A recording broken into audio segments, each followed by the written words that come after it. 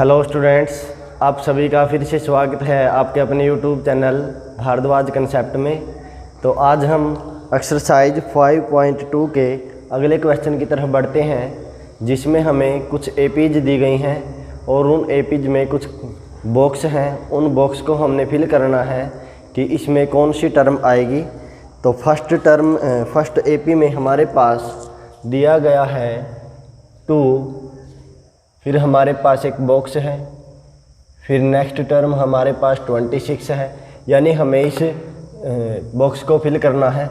हम जानते हैं हमारे पास फर्स्ट टर्म यानी a = 2 है और सेकंड टर्म हमने फाइंड आउट करनी है और थर्ड टर्म हमें 26 यानी 26 दिया गया है। हम जानते हैं a3 को हम लिख सकते हैं a + 2d = 26, यानी AP के तीसरे पद को हम लिख सकते हैं a + 2d। तो यहाँ से हम a की वैल्यू पुट करेंगे 2 + 2d = 26, 2d = 26 - 2, यानी 2 की जब हम साइड चेंज करते हैं तो जो पॉजिटिव है वो नेगेटिव हो जाएगा। तो 2d = 24, 26 में से 2 माइनस किया तो 24। तो d की वैल्यू हमारे पास होगी 24/2, यानी d = 12, यानी 12 × 2 = 24। तो d की वैल्यू हमारे पास 2 है और हमने a2 की वैल्यू फाइंड आउट करनी है। तो a2 = a + d, a की वैल्यू हमारे पास 2 है, प्लस 12, d की वैल्यू 12, तो ये होगा 14, यानी इस AP का दूसरा पद 14 होगा। हम इसको डायरेक्ट कर सकते हैं। AP का हमने फर्स्ट टर्म दी गई है और थर्ड टर्म दी गई है, यानी इन दोनों का औसत हमने ज्ञात करना है। तो इसको हम इस प्रकार भी कर सकते हैं 26 + 2/2, 26 + 2/2, यानी 28/2, यानी ये हो जाएगा 14, यानी इस AP का दूसरा पद 14 होगा। नेक्स्ट पार्ट में हमारे पास AP दी गई है। पहले हमारे पास बॉक्स है, फिर हमारे पास 13, फिर बॉक्स, फिर हमारे पास 3, यानी इस AP का हमें फर्स्ट टर्म और थर्ड टर्म फाइंड आउट करनी है। सेकंड टर्म यानी जिसको हम A2 लिखते हैं, A2 = 13 है और थर्ड टर्म हमने फाइंड आउट करनी है। फोर्थ टर्म यानी जिसको हम A4 से डिनोट करते हैं, वो हमें 3 दिया गया है। A2 को हम लिख सकते हैं a + d = 13 और इसको हम लिख सकते हैं A4 को a + 3d = 3। यहाँ से हमारे पास 2 इक्वेशन बनती है, जिसमें a और d कोफिशिएंट है। यहाँ पे भी a और यहाँ पर भी a कोफिशिएंट है, यहाँ पर भी यहाँ पर a और d वेरिएबल है। तो इन वेरिएबल को हम सॉल्व करने के लिए हम तीसरे चैप्टर में पढ़ चुके हैं। हमारे पास एक मेथड है, जो इक्वेशन को सॉल्व करने का मेथड है, वो हमारे पास है विलोपन विधि, यानी एलिमिनेशन मेथड। तो एलिमिनेशन मेथड से यदि हम सॉल्व करना चाहें तो A2 में से A1 माइनस कर सकते हैं, या फिर A1 में से A2 माइनस करेंगे। तो equation first minus equation second, equation 1 में से समीकरण 1 में से समीकरण 2 घटाने पर, तो समीकरण 1 है हमारे पास a + d = 13 and equation second हमारे पास है a + 3d = 3। तो घटाने पर ये साइन चेंज हो जाएंगे और a से ये a कैंसिल हो जाएगा।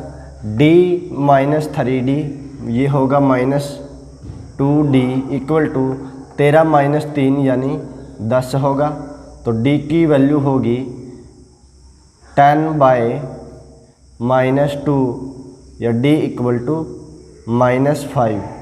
यानी यहाँ से हमारे पास d की वैल्यू प्राप्त होगी हमें -5। तो d की वैल्यू को समीकरण 1 में रखने पर putting the value of d equal to -5 in equation first. समीकरण 1 में d का मान रखने पर a प्लस d की वैल्यू हमारे पास -5 इक्वल टू 13। तो a -5 इक्वल टू 13। तो यहाँ से जब हम साइड चेंज करेंगे तो a की वैल्यू होगी हमारे पास 13 + 5 यानी a इक्वल टू 18। AP का पहला पद हमारे पास होगा 18, दूसरा पद 13 है और तीसरा पद हमारे पास होगा A3 यानी जिसको हम लिख सकते हैं a + 2d या हम इसको लिख सकते हैं a2 + d। a2 है हमारे पास 13 प्लस d की वैल्यू -5। तो 13 में से 5 घटाने पर a3 की वैल्यू हमें प्राप्त होगी 8। यानी इस AP का थर्ड टर्म हमारे पास 8 होगी। तो नेक्स्ट पार्ट की तरफ बढ़ते हैं जिसमें हमें एक AP दी गई है। फर्स्ट टर्म हमारे पास 5, सेकंड टर्म है हमारे पास बॉक्स, थर्ड टर्म भी बॉक्स और फोर्थ टर्म है हमारे पास 9⁻²। 9 सही 1/2। AP का फर्स्ट टर्म यानी a इक्वल टू 5 और a4 यानी इस AP का चौथा पद होगा 9 सही 1/2 जिसको हम लिख सकते हैं 2 × 18 + 1 19/2। इस AP का पाँचवा पद है 19/2, पहला पद है 5। तो हमें d की वैल्यू फाइंड आउट करनी है सबसे पहले, फिर हम दूसरा पद और तीसरा पद ज्ञात करेंगे। a5 को हम लिख सकते हैं a + 4d equal to 19/2। a की वैल्यू हमारे पास 5 है equal to +4d equal to 19/2। तो 4d इक्वल टू जब हम 5 की साइड चेंज करेंगे तो ये नेगेटिव हो जाएगा। 4d इक्वल टू 5 दूनी 10, 19 में से 10 -2। 4d equal to 9/2। d की वैल्यू होगी 9/2। d के साथ 4 मल्टीप्लाई में है तो इधर आकर ये डिवाइड होगा यानी d इक्वल टू 9/8। यानी सार्व अंतर की जो वैल्यू होगी वो होगी 9/2। हम यहाँ से देखेंगे कि 5 से पहले पद से हमारे पास 9 सही 1/2 यानी 9.5 हो जाता है। तो इसका मतलब सार्व अंतर प्लस हो रहा है, तो सार्व अंतर की वैल्यू पॉजिटिव यानी धनात्मक होगी। तो a और d हमारे पास हैं तो हम कोई सी भी वैल्यू हम इसकी निकाल सकते हैं। हमारे पास दूसरा पद पूछा गया है तो a2 को हम लिखेंगे a + d। a की वैल्यू हमारे पास 5 प्लस d की वैल्यू 9/8। 8 × 5 = 40 प्लस 9 यानी AP का दूसरा पद 49/8 होगा जिसको हम फ्रैक्शन मिक्स फ्रैक्शन के रूप में भी लिख सकते हैं यानी जिसको हम बोलेंगे मिश्रित भिन्न। ये भिन्न होती है और इस फॉर्म को हम मिश्रित भिन्न बोलते हैं यानी इसको फ्रैक्शन बोलेंगे, इसको मिक्स्ड फ्रैक्शन बोलेंगे। तो 8 × 6 = 48, 6 सही 1/8। 8 × 6 = 48 और 1 49/8 होगी। तो इस प्रकार हम AP का थर्ड टर्म यानी तीसरा पद ज्ञात करेंगे। तो a3 equal to a + 2d या हम लिखेंगे इसको a2 + d। तो AP का थर्ड टर्म होगी हमारे पास 49/8 प्लस डी की वैल्यू है हमारे पास 9/8। जब हमारे पास हर की वैल्यू सेम होती है यानी डिनोमिनेटर की वैल्यू सेम है तो इन दोनों को हम डायरेक्ट जोड़ सकते हैं। 49 और 9 होगा ये 58, यानी AP की थर्ड टर्म होगी 58/8, जिसको हम यदि मिश्रित भिन्न में लिखें तो 8 से डिवाइड करेंगे, 8 सते 56, रिमाइंडर हमारे पास बचेगा 2, तो इसको हम लिखेंगे 7 सही 2/8, 7 सही 2/8, और इसको भी हम कैंसिल करके लिख सकते हैं 7 सही 1/4, यानी AP का सेकंड टर्म है हमारे पास 6 सही 1/8 और थर्ड टर्म है हमारे पास 7 सही 1/4। उम्मीद करते हैं ये क्वेश्चन आपको अच्छे से समझ आया होगा। यदि हमारे पास A और D की वैल्यू दी गई हो या हम इनको निकाल सकते हैं किसी भी मेथड से, तो हम AP की कोई भी टर्म फाइंड आउट कर सकते हैं। जैसे यदि हमें पूछा AP का 51वां पद ज्ञात कीजिए और A की वैल्यू हमारे पास है 2, D की वैल्यू हमारे पास है 5, तो 51वें पद को हम लिख सकते हैं A प्लस 50D, A की वैल्यू 5 प्लस 50 इंटू D की वैल्यू 5, ये होगा 250 और प्लस 5, यानी AP का 51वां पद होगा 255। तो नेक्स्ट पार्ट है हमारे पास, फोर्थ पार्ट में दी गई जो AP है वो है -4 फर्स्ट टर्म है, और इसी AP का सिक्स्थ टर्म दी गई है हमें 6।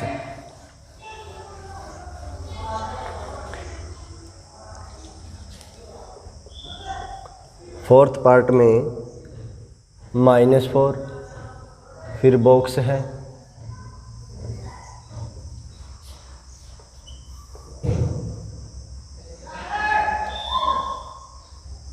6।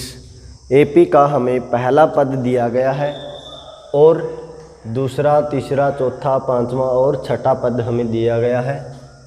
AP की फर्स्ट टर्म यानी हम यहाँ लिख सकते हैं फर्स्ट टर्म ऑफ AP, जिसको हम A लिखते हैं equal to -4, and sixth term of AP जिसको हम A6 से डिनोट करते हैं, वो 6 दिया गया है। A6 को हम लिख सकते हैं A plus 5D equal to 6, A की value -4 plus 5D equal to 6। जब हम -4 की साइड चेंज करेंगे तो ये पॉजिटिव हो जाएगा। 5D इक्वल टू 6 प्लस 4, 5D इक्वल टू 10, D की वैल्यू होगी 10/5, यानी D इक्वल टू 5 दूनी 10, D की वैल्यू हमारे पास होगी 2।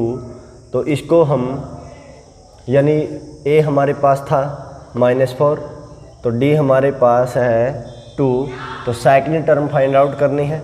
तो -4 में हम 2 ऐड करेंगे तो ये होगा -2, फिर हम इसमें 2 ऐड करेंगे, ये हो जाएगा 0, फिर हम 2 ऐड करेंगे तो ये हो जाएगा 2, फिर हम इसमें 2 ऐड करेंगे तो ये हो जाएगा 4, और यहाँ से भी हम 2 ऐड करते हैं तो सिक्स्थ टर्म हमारे पास होगी 6। तो इस AP का छठा पद होगा 6। तो नेक्स्ट पार्ट है हमारे पास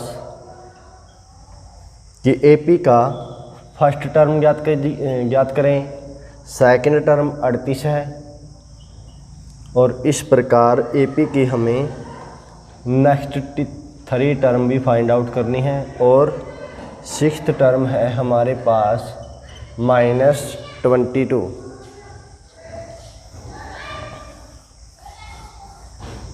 तो यहाँ पर AP का हमें दूसरा पद दिया गया है और छठा पद दिया गया है। तो A2 equal to 38 and A6 equal to -22।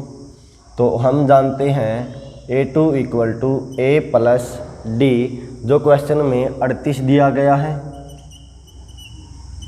A6 को हम लिख सकते हैं A plus 5D equal to -22। तो यहाँ से इक्वेशन फर्स्ट और सेकंड को भी हम विलोपन विधि से या हम यहाँ से A की वैल्यू फाइंड आउट करते हैं तो 38 माइनस D होगा, यानी A equal to 38 minus D, जिसको हम इक्वेशन फर्स्ट में पुट करते हैं। 38 माइनस D रखते हैं हम A के स्थान पर, putting the value of A in equation first. तो 38 माइनस D, A के स्थान पर हमने 38 माइनस D पुट किया, प्लस 5D इक्वल टू -22। तो ये हो जाएगा 5 में से 1D माइनस किया तो 4D equal to -22। 4D equal to 38 की जब हम साइड चेंज करते हैं तो ये माइनस हो जाएगा। 4D इक्वल टू ये हो जाएगा 8 और 2 10, ये हो जाएगा -60। तो D इक्वल टू -60/4, तो ये कैंसिल करते हैं तो 50, यानी D इक्वल टू -50। तो आप यहाँ से देखेंगे कि दूसरा पद पॉजिटिव है और छठा पद नेगेटिव, यानी पॉजिटिव से हम घटते घटते नेगेटिव की तरफ आते हैं। तो इसका मतलब ये हुआ कि D एक नेगेटिव संख्या होगी, ऋणात्मक मान होगा। तो यहाँ से हम आगे फर्स्ट टर्म निकाल सकते हैं by putting the value of D in equation first. D का मान समीकरण 1 में रखने पर A प्लस 5D, D की value -15 equal to -22, A minus 15 पंजे 75 -22। तो A की वैल्यू होगी, जो नेगेटिव है इधर आकर पॉजिटिव होगा, -22। तो A की वैल्यू हमारे पास होगी 43, यानी इस AP का यहाँ पर होगा 53। AP का पहला पद 53 होगा। AP का तीसरा पद ज्ञात करना है, तो यहाँ से हम AP का तीसरा पद ज्ञात कर सकते हैं, जो A3 होगा। A3 equal to A2 plus D। A2 हमारे पास क्वेश्चन में पहले से ही दिया गया है 38, प्लस D की वैल्यू -15। तो 38 माइनस 15, A3 इक्वल टू 22, यहाँ होगा 23। AP का तीसरा पद 23 होगा। AP का चौथा पद 23 में -15 ऐड करेंगे, यानी 23 में से 15 माइनस किया तो AP का चौथा पद होगा 7। इसी प्रकार AP का पांचवा पद होगा 7 माइनस 15, यानी -8। AP का पांचवा पद -8 होगा। ये होगा हमारे पास 8, ये होगा -7। फिर हम 15 माइनस करेंगे, यानी -15 ऐड करेंगे, तो ये होगा -22। तो इस प्रकार हम इन बॉक्स को फिल कर सकते हैं। अगले क्वेश्चन की तरफ बढ़ते हैं, जिसमें 4th क्वेश्चन में दिया गया है which term of the AP is 78, कि दी गई AP का कौन सा पद 78 होगा। यदि हमारे पास एक AP दी गई है, जो गिवन AP है, दी गई AP 3, 8, 13 और अप टू 78, यानी इस AP का कौन सा पद 78 होगा। First term of AP, first term of AP A equal to 3, common difference यानी सार्व अंतर जिसको हम D से डिनोट करते हैं वो होगा 8 - 3 इक्वल टू 5, यानी D की वैल्यू 5 होगी। और AP का कौन सा पद 78 होगा, मान लेते हैं इस AP का nवां पद 78 है। Let nth term of AP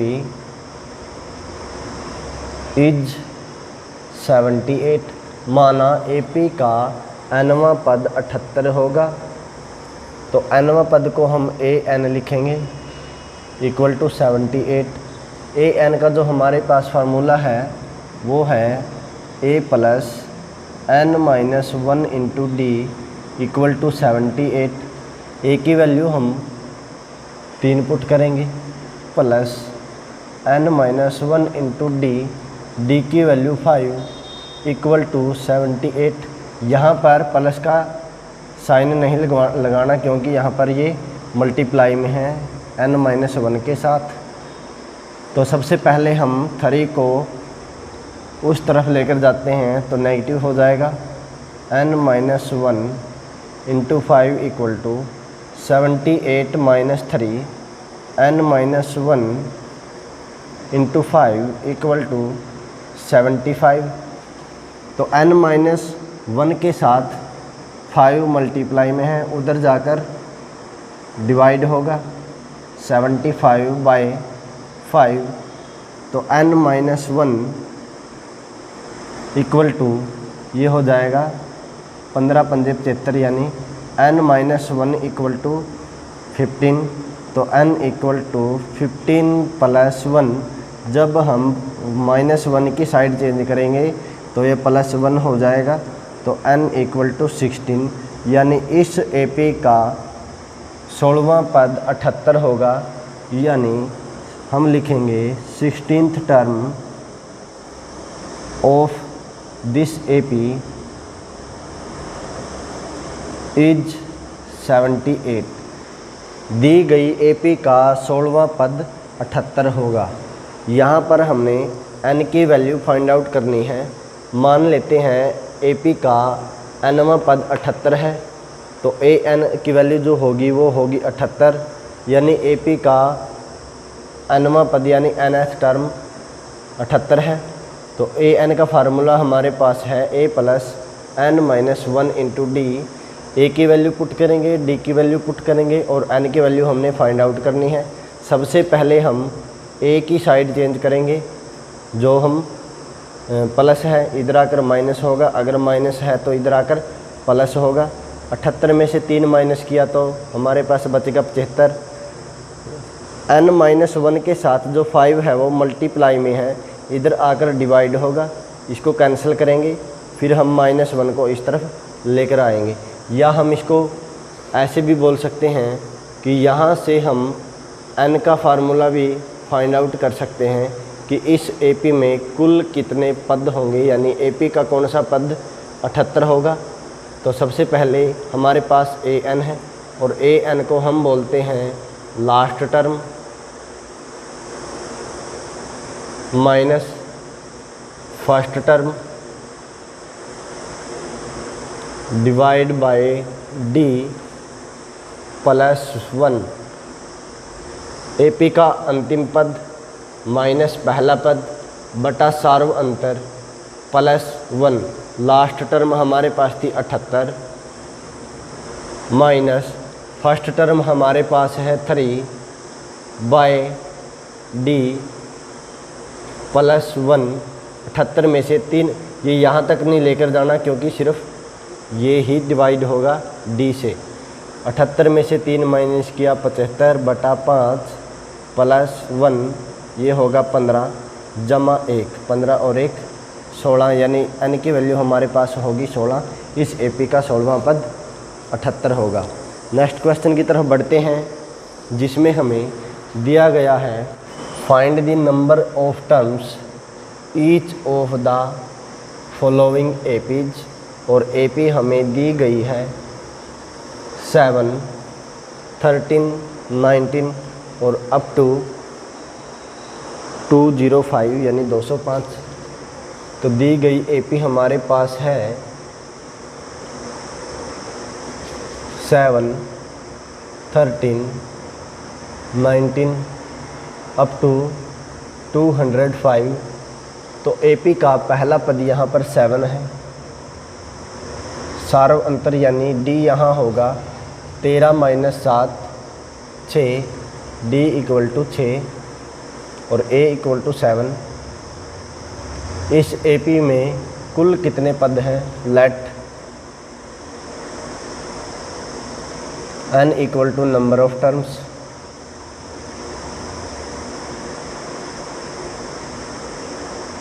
in this AP. माना एपी में कुल n पद हैं, तो an की वैल्यू यहाँ पर है 205। हम जानते हैं an = a + n - 1 × d = 205। a की वैल्यू यहाँ 7 है, n - 1 × d की वैल्यू 6 = 205। सबसे पहले हम 7 की साइड चेंज करते हैं, तो n - 1 × 6 = 205 - 7। n - 1 × 6 205 में से 7 माइनस करेंगे तो 198। n - 1 × 6 जो मल्टीप्लाई में है इधर आकर डिवाइड होगा, तो n - 1 = 6 से डिवाइड करेंगे, 6 × 3 = 18, फिर 1 बचेगा, 6 × 3 = 18 यानी n = 33 + 1 जो होगा 34। यानी इस एपी में कुल पदों की संख्या 34 होगी और 34वां पद हमारे पास 205 होगा। इस एपी में कुल 34 पद हैं यानी number of terms = 34। Next part है जो इसी क्वेश्चन का, उसमें एपी दी गई है 18, 15:1/2, 13 एंड अप टू -47। ये एक एपी दी गई है जिसको हम 18, ये होगा 15 दूनी 30 और 1 31/2, 13 और अप टू -47। इस एपी का फर्स्ट टर्म 18 है। डी होगा हमारे पास A2 - A1। A2 है हमारे पास 15 सही 1/2, जिसको हम लिख सकते हैं, पहले हम इसको 15 सही 1/2 लिख लें, माइनस पहला पद यानी 18, इसको हम लिख सकते हैं 15 + 1/2 - 18। 15 में से 18 माइनस करेंगे तो -3 + 1/2, तो -3 में और आधा 1/2 होता है हाफ यानी आधा, तो ये होगा -3 दूनी 6 और 1 -5/2 यानी 5/2 होता है 2.5 यानी -3 और जमा 1 ये होगा -5/2 के बराबर होगा।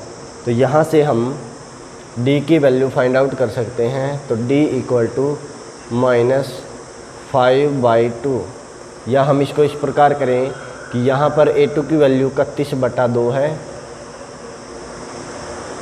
इसमें से हमने 18 माइनस करना है, तो इसको हम दो एलसीएम लेंगे, तो 31 - 18 दूनी 36, तो यहाँ से -5/2। तो इस प्रकार भी आप इसको कर सकते हैं। तो d की वैल्यू -5/2 होगी। तो हम जानते हैं ए एन इक्वल टू यहाँ पर है -47 A plus N minus 1 into D equal to -47 A equal to 18 plus N minus 1 into D की वैल्यू -5/2। अब हमने इसको इस प्रकार नहीं लिखना क्योंकि ये माइनस हो जाएगा, लेकिन n-1 के साथ ये मल्टीप्लाई में है, जिसके लिए हम ब्रैकेट का यूज करेंगे -47। सबसे पहले हम 18 की साइड चेंज करते हैं, n-1 into -5/2 equal to -47 plus है जो इधर आकर माइनस होगा, तो n-1 इंटू -5/2 इक्वल टू ये हो जाएगा -65। n-1 इंटू जो ये डिवाइड में है इधर आकर मल्टीप्लाई होगी, और जो मल्टीप्लाई में है इधर आकर डिवाइड होगा, यानी माइनस से माइनस कैंसिल होगा। 5 एकम 5, 13 पंजे 65। n-1 इक्वल टू 13 टू जा 26, तो n इक्वल टू 26 प्लस 1, यानी इस एपी में कुल 27 पद हैं। Number of terms in this AP is 27। इस एपी में कुल 27 पद होंगे और 27वां पद हमारे पास -47 होगा। तो नेक्स्ट क्वेश्चन की तरफ बढ़ते हैं, जिसमें हमें दिया गया है check whether -150 is a term of the AP, कि दी गई एपी का -150 एक पद है या नहीं, चेक कीजिए। तो हमारे पास वो एपी दी गई है, गिवन एपी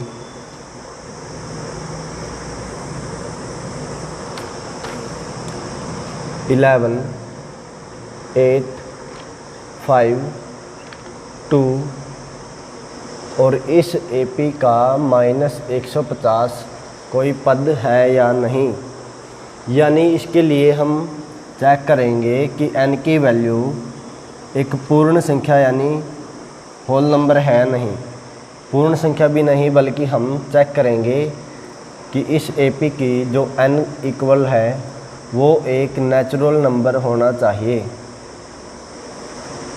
क्योंकि कोई भी पद यानी पदों की संख्या, जो पदों की संख्या है तो वो कभी भी ना तो नेगेटिव हो सकती, ना जीरो हो सकती, और न ही वो फ्रैक्शन में हो सकती, यानी सिर्फ एक प्राकृत संख्या होगी। यानी किसी भी एपी में 1 पद, 2 पद, 3 पद, 4 पद, 5 पद और इस प्रकार n पद हो सकते हैं, यानी ना नेगेटिव होगी। जैसे हम ये नहीं कह सकते कि इस एपी में -20 पद हैं, पदों की संख्या कभी भी ऋणात्मक नहीं होती, ना जीरो होगी, और ना ये बोलेंगे कि इस एपी में 9/2 पद हैं, या तो वो होंगे 9 या होंगे 10। ये नहीं होगा कि 10/3 पद हैं, 10/2 तो होगा नहीं, क्योंकि 10.5 भी नहीं हो सकते। तो इस प्रकार हम बोल सकते हैं कि एपी में कोई भी पद इस प्रकार नहीं होगा कि उसको हम बोलें कि इस एपी में 9.5 पद हैं, 10.5 पद हैं, यानी वो एक नेचुरल नंबर होगा। यहाँ पर a equal to 11, a2 equal to 8, तो d की वैल्यू होगी 8 - 11, d इक्वल टू -3। यहाँ पर ये सीरीज घट रही है, इसलिए यहाँ पर d की वैल्यू ऋणात्मक यानी नेगेटिव होगी। a equal to 11, d equal to -3, और n की वैल्यू हमने फाइंड आउट करनी है। Let n be the number of terms in this AP. माना इस एपी में n पदों की संख्या है, a n इक्वल टू -150, इस AP का nवां पद 150 होगा। हम जानते हैं an equal to a plus n minus 1 into d which is equal to minus 150। तो a की वैल्यू हमारे पास 11 है plus n minus 1 into D की वैल्यू -3। यदि यहाँ पर नेगेटिव है तो 100% ब्रैकेट का यूज करना होगा। -150 n minus 1 into -3 equal to -150 minus 11